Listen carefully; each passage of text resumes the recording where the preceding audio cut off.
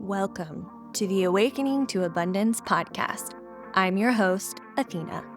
This podcast is more than a podcast. It's a transformative journey designed to help you awaken to your abundance. For you to discover what living the fullness of life means to you. As always, we're jumping right in with today's episode. Hi, Becky. How are you? Good. I'm excited to just chat with you today and see where it goes. Me too. Yes, I'm very excited because I feel like whatever even comes out of this conversation for everyone who's going to listen to it eventually, I know already from reading your book, like cover to cover in one sitting, that we're going to have a very juicy conversation. So with that being said, can you introduce yourself a little bit to our audience and also let us know really what brought you into manifestation and specifically in the area of love? So I'm Becky Ringler. I have a couple of things that I do. I own Simple Kona Beach Weddings here in Kailua-Kona, Hawaii, and I plan, coordinate, and officiate custom, simple, beautiful beach weddings here. And I also am a dating and relationship coach and really a manifestation coach. Everything that I do, I feel like centers around two things: love and manifestation, and the understanding that we all have the ability to create the reality that we want. And it's just sort of understanding the laws of physics, and it's a really fun way to play with your life. I was introduced to manifestation from a very young age without knowing it. My dad, who is 93, I'm the baby of the family, he really planted the seed in my mind. He was reading Think and Grow Rich and all the stuff around the times when it really started, I think, becoming a little more mainstream, like back in the 50s and 60s. And then when my sister and I were little, he used to like hypnotize us for positive things, like right before we went to sleep. I didn't understand any of this, that he was doing any of this really, but I feel like, it worked. And I would say that it wasn't until like 20-ish years ago that I really started focusing on manifestation and consciously understanding and studying this a lot more purposefully and using it in my life. And then in terms of the focus of love, I was a marriage and family therapist in California, but my focus, I did work in a hospital, but also on the side, I ran these singles play shops, and I would help people meet in groups, and we would play games together, and we would do things to help people meet. And I feel like because I dated so long, I feel like so long before I met my husband, I became, and I made a lot of mistakes and a lot of other things, I became really focused on how had I been using some of the techniques that I know now when I was dating, how I could have been way more effective in the dating and relationship realm. That's how I started really using manifestation. That was kind of a long, convoluted answer because it has not been a linear path. I love the fact that this is something that you grew up with, and then it sounds like there was a break in between learning it and understanding it on a cognitive level to actually like implementing it into your life, like making a conscious decision that, oh, that's really interesting, all that stuff that I learned in childhood, and now I'm actually going to apply it in my life. And so can you talk to me a little bit about, was there a moment where you were like, I think that I want to start using these principles more in my day-to-day life? Or was it kind of just a gradual, they just made their way back in? They weren't really necessarily not there. I feel like they've always been there, but ironically, it was a talk with a financial advisor that I was having when I lived in San Francisco before I was married. He told me that I should really read Think and Grow Rich. By the way, my dad, I don't think he even realized that this is what, it wasn't called that then. It wasn't, so I don't think he never made a point to say, this is what we're doing. Like, I didn't even know. So it wasn't like I was ignoring it and then moved away and then came back. It just wasn't a thing then. When I started studying it more, he sent me all his notes. He's like, I think I've been doing this for years. It was really cool. So it was really a conversation that I had with a financial advisor that helped me along this path. And then I discovered this personal development business, which I did for a while back in the early 2000s. And that really sparked the start of the study. And of course, The Secret came out, and all these things were kind of all in the vortex of everybody at that time. And then Abraham Hicks and all this stuff was there. So it was really fun to practice and use and see it work. To answer your question, I did not consciously do anything. It's sort of like I was ready for it, but it came back into my life. And then it's been a very conscious part of my life since then. Yeah. Yeah, that's so beautiful. When you were dating, you weren't necessarily using the laws of manifestation and stuff like that. No. So this was kind of an afterthought too. Yeah. Yeah. Wow. I mean, I did use it, like, I consciously thought I want someone like this and I want someone like that. If I'd only known, like, consciously known these things, I would have saved myself so much time. But it also helped me when I was finally putting these things into place. I felt like because I had thankfully, in some ways, made a lot of errors, I could see where my mindset led me astray. And if I'd done everything perfectly, I would be a good teacher. By the time I met my husband, I was practicing these things a lot more consciously. And then really with him, I developed a lot of this stuff. I really practiced a lot of the things. But yeah, so all transparency, I did not use this. I made all the errors in the world. I mean, I used it sometimes without knowing it, right? Right. As we all do. Consciously knowing this stuff will help people avoid a lot of heartache, is really my hope. Although the book is very focused on manifesting, it's really also reminding people, I say people, even though it's centered around women fighting men, because that's my experience, but it's around reminding people, and I think especially women need this reminder of valuing yourself. The whole time I was dating, I was very unapologetically me, which doesn't always play into what you're supposed to do. But I feel like in the end, that's how you get the person who's right for you. I love that. Yes, that's so good. Let's talk a little bit about your book because I loved it. Your voice reminded me a lot of Jen Sincero, actually, who writes the Badass books, because you're just so open and honest about everything. And it's funny and it's so relatable. And it's also not a million pages long. So it is so nice to just sit down and like read cover to cover. The full title is Reeling Him In, the Essential Guide to Manifesting Your Perfect Guy. Just to clarify, reeling is REALING. So that's adorable.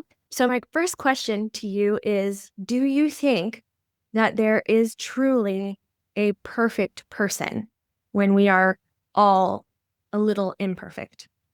There's a perfect person for you. I also think there could be more than one perfect person for you. Nobody is perfect ever, right? Everyone has their quirks and their imperfections. Who has the quirks where you're like, okay, I can handle that because everything else is great. And that's not something that makes me want to run for the hills. It's like, all right, I can tolerate that you snore. Because for some people, it's like, no, I cannot be with anyone who snores. Like we all have our things that are like, no, that's on the no list. If it's like, I can tolerate X, because everything else is so good, I believe that there can be more than one perfect person for you. And I say that because I feel like I've had true love a couple of times in my life.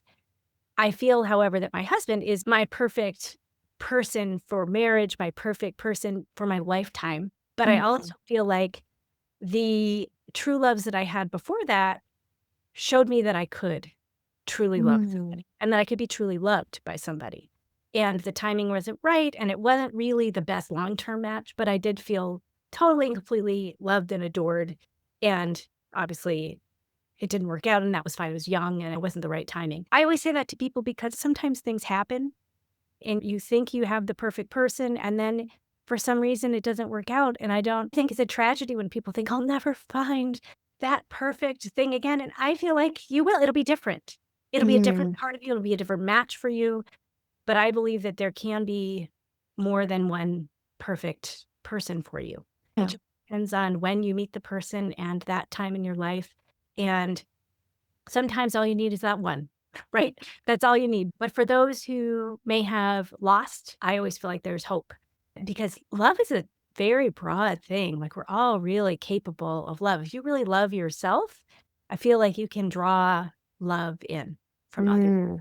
And you can find it. Again, it'll be always different because two people interact in a unique way together. Essentially, each relationship that we have, even if it's not a forever relationship, if we feel love, that is an experience that shows us that we are even capable of loving and to be loved. Yeah. So that doesn't make them any less of a love story. It just is different. Yeah, absolutely. I feel grateful for those experiences. The first true love I had was young. And after we broke up, I felt like I know I deserve a love at least as good as this. And Mm, if someone doesn't love me as much as I was loved, forget it. I know what it is to be yeah. loved. And I want to be that or more. And that really helped. And by the way, sometimes people don't find that kind of love until later, and that's okay Mm, too. That mm, doesn't mean that you're any less lovable, but if it is something where you had it and you lost it, it doesn't have to be this big tragedy. In fact, for manifestation, it's a great callback. You can remember that feeling, you can remember what it feels like to be loved, you can remember how wonderful that feels, and you raise your vibration to that level, and then it will attract the right kind of vibration to yourself. So whenever we have a good sense memory, that is a great tool to use for manifestation. With every new experience, with every new level of love that we feel, it almost sounded like you were saying, my worthiness is also moving up, right? Because now I know what my non negotiables are with things that I do and I don't like. And then at what level or how I want to be loved is now more clear for myself. And thus allows me to say, knowing myself better now, because I've had the experience, that this is what I'm looking for and this is what I'm not looking for. This is what I'm willing to compromise on. This is what I'm not willing to compromise on. Yeah. Yeah, it's a really helpful guide. Everyone starts at a different place also in Mm, terms of how did you grow up? How was your familiar relationship? How were you loved by a parent or people that acted like parents for you? All of these things inform how we feel about ourselves. And sometimes that can take more time to feel worthy or to feel that I know I was fortunate. My parents were very loving and they loved each other. I feel like I came into it knowing that I was lovable and that I was worthy of being loved, but that does not mean it was easy. But it just mhm, meant, like, I know it should be like this. Why isn't it like this? mm, But I also know that that's not everybody's experience, and that's also okay. That doesn't mean you're any less worthy of having that kind of love. It just might mean that it'll take you some time to learn that you do deserve it. mm. Everybody really deserves the best love that they can have, and everybody's worthy of that, for sure. Yes. Yeah. Yes. Beautiful. I love it so much. So, in the book, you write about creating kind of this perfect guy list because when we're thinking about manifestation, we have to know what we were looking for, right? Like what we want, what our desires are in a person. So, my question that came up for me was seemingly rational conflicts. And I'll give an example of what I mean. If I'm a certain age, let's say 55, and I'm wanting a man with a rocking body, right? But who is also around my age, and that feels like a conflict to me. Is this just a perception shift that I need to make in my mind that there are men my age with a rocking body at 55 kind of thing? Or do I need to think about what does a quote unquote rocking body look like? So basically, my question is when we have desires, but then our conditioning or society tells us that's not rational, what do we do?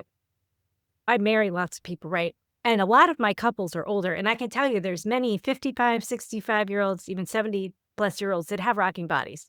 So that's one thing. The other thing is that one's perception of what a rocking body is changes over Mm, time. No matter how young or old you are, one's perception of, quote, a rocking body could be totally different from someone yes. else.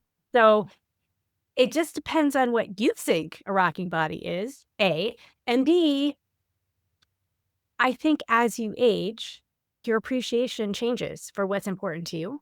Mhm. But if you do indeed, like you must have someone who's super fit and as rock solid as they can, I can assure you there are many men out there of that age that have a rocking body, like traditional, like what we consider, that society considers as a rocking body. I will always remind everyone that this is what you think it is. It's not what anyone else thinks it is. And you don't have to Mm, share this list with anyone. Like, this is your personal list. It's all about what's important to you, and you don't have to advertise it to the world. This is all it's a private activity. Like, mhm. you can share with other people, but in general, this is about what's important to you. As we age, our priorities change too. I've married a lot of people who are having their second or third marriage. And sometimes the brides will tell me, like, man, this time around, the most important thing to me was I just wanted someone kind, or, oh, he's so good with my kids, or he listens to me so well, or he's my best friend. And I didn't have that the first time because I thought I should be married and I got married too young, or whatever it is. The list is for you. If you're still thinking that you have to have something because society tells you that you have to have something, maybe you need to go back and think about, again, be genuine to yourself, like, what is really important to you? Or if you're just owning it, like, I have to be with a certain person who looks a certain way because that's how my life is and that's what's important to me, then okay. And if you can't find Mm, a huge ranch, look younger, whatever. right. It sounds like if you are having an issue with something that you want to put down on your desires list, that really going back to your thoughts and perceptions around this and digging maybe even a little deeper. Yeah, and the other thing is that you don't have to know the how, right? Mhm. So that's the universe's job to figure out the how. You just put it down on paper. You say, this is what I want. Here's my list. It's sort of like when you're looking for a house or an apartment. When I was looking for an apartment a billion years ago, it feels like in San Francisco, I was like, I want a skylight. I want an attic room with a lot of space, and I want it for under $500, right? Impossible. Yet I found that room because I wrote it down. I said, this is what I want. I was obsessive about looking. And if you don't think something exists, it doesn't exist. Mm, But if you do, it does. It can. I mean, that's the whole point. It's sort of a ridiculous thing, but you have to believe it mm, before it happens. That's always like, believe it and then you'll see it, not the other way around. There is no way you have to know how anything will happen. You just have to be clear about what you want. And that, I think, is one of the biggest keys. Yeah. yeah. I love this so much too because I feel like I manifest in other areas of my life, but because I am currently married and I didn't use manifestation to meet my husband, I just never really thought of manifestation and love before. All the tools of manifestation are really the same, and you just apply it to different aspects or parts of your life. I think that sometimes we can get really blocked in one area of life that we're trying to use the manifestation tools because we've just never done that before. That makes complete and utter sense that I have to believe it before I see it. And like, I don't have to know how, right? I mean, I know that from manifesting in other areas of my life, but until I'm really applying it to this particular aspect of life, some of those old reactions toward how to manifest may not be fully fleshed out, right? And they might block me up a little. I'm going to give you a little metaphor here. Back in California, we lived at an apartment that had a pool. And I was sitting by the pool one day, and this family comes in, and this girl, maybe like 15, gets in the pool, and she was swimming, but she was really standing and then moving her arms and walking around. And I said, do you need any help learning how to swim? And she said, no, no, I know how to swim. I just can't swim in deep water. And Mm, I said, you can swim. You can swim no matter how deep the water is. It mm, doesn't matter. And the tools for manifestation are the same. mm, And you maybe have to practice, like swimming the ocean is different than swimming in a pool. And mhm. swimming in a lake is different than salt water versus fresh water. You might need a little practice in the different areas, and then you can apply it anywhere. It becomes natural to use it anywhere in your life. The funny thing is, I never thought about not using it everywhere in my life. Yeah. So I think that's fascinating, and that's very helpful for me to know that this may be a block. I think it's interesting that you say that too, because for me, I grew up in the Episcopal Church and spirituality and manifestation and all this stuff was really never in my vernacular. And so I've been really interested to see how, with people who have grown up in this knowledge of these spiritual principles, and even your dad's story, right? That like he was doing it before he even really knew. I think someone coming from a brand new understanding and learning of it maybe has to go through actually doing it, right? As opposed to people who have kind of grown up with it and have that foundation already. It's almost like an entry point, like for people who need manifestation or are interested in it in this one area of life. I'm finding for myself until I need to use it in a different area of my life, I'm not necessarily doing it. And I don't know if that's everyone's story. That's really important too, because I think that it's almost like breathing. It's not that I don't have to practice it. There's times I fall off the wagon. I'm like, oh, it's because I'm not focused on it. So therefore it's not happening. And when I go back to like reading my affirmations, my intentions and the things that I want, then everything just falls back into place. And I attract all the things that I need in a certain area. Sometimes though, because it takes a lot of concentration at times, I'm like, I'm tired. I'm just gonna let it slide. Like the true focus, because it does take focus too, right? Mm. You have to be intentional with it. That just because I think or I know how to do it doesn't make it easy every second of every day. It takes time, just like it's any kind of practice. It's like working the muscle and Mhm. getting strong at it. And then also realizing if you're struggling in a certain area to be like, wait a minute, I have tools at my disposal to help me here. Thank you for listening to this podcast episode and being part of this community. I want to hear from you. Did something resonate with you in this episode? Are you experiencing awakenings or synchronicities in your life? Email me at podcast@abundancewithathena.com or DM me on Instagram at abundancewithathena and share with me your stories. And until next time, keep awakening to the abundance that's always within you.